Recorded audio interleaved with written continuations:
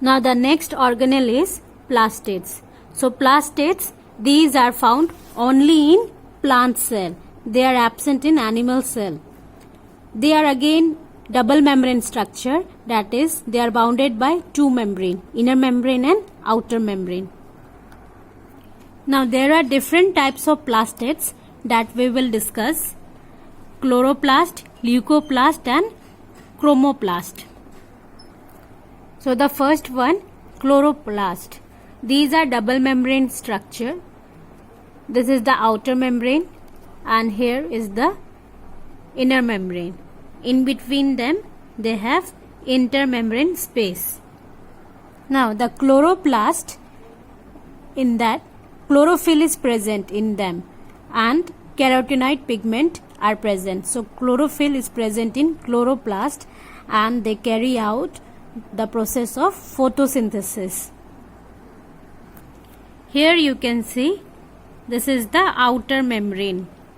Outer membrane, the inner membrane is this. In between the space is called intermembrane space. Now this aqueous part, this is stroma. This is the matrix part, that is this is filled with matrix. So this part is called as stroma. This is the aqueous fluid. Now in stroma, flat sac like structures are present that are called as thylakoid. Each sac like structures are called as thylakoid. Now many thylakoid, they are stalk over one another. Can you see? Many thylakoid are present over one another, that we called as granum. So stalk of thylakoid is known as granum. These granum, this whole is a granum, and these granum, they are interconnected to one another by lamella. Through lamella they are connected. Now this thylakoid, they are filled with chlorophyll. So chlorophyll is present here in the thylakoid.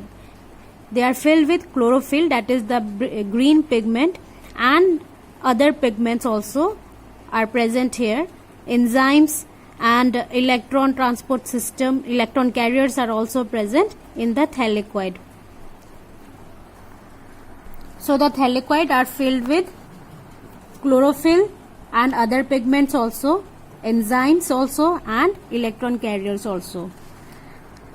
And if I talk about the main function of the chloroplast, they are involved in photosynthesis.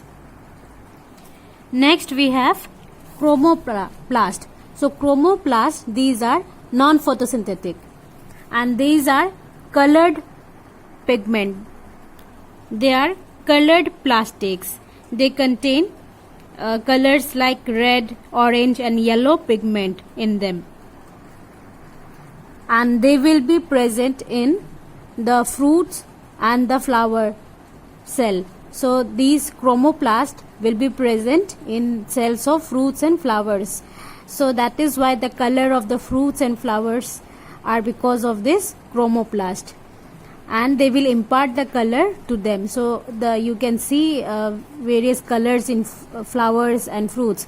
This is because of this chromoplast, and they help in attracting the pollinating agents for pollination.